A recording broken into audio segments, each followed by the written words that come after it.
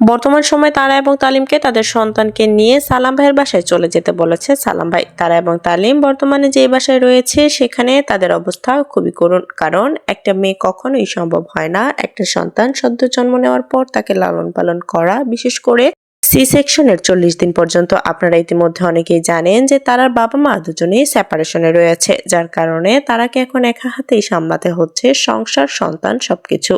যার কারণে বিশেষ করে সালাম ভাই ইঙ্গিত করে জানিয়েছে যে তারার যদি কোনো ধরনের কোনো প্রবলেম সৃষ্টি হয় তাহলে যেন তারা সালাম ভাই এবং সম্পাপ্যদের বাসায় চলে আসে। তারার ছেলে দেখতে অনেকটাই মাশাআল্লাহ অনেক বেশি সুন্দর হয়েছে। তালিম যখন হসপিটাল থেকে এই বার্তাটি দিয়েছে দর্শকদের মাধ্যমে, তখনই অনেক দর্শকরাই যেন তারা এবং তালিমের সন্তান দেখার জন্য অনেক বেশি অপেক্ষা করে বসেছিল।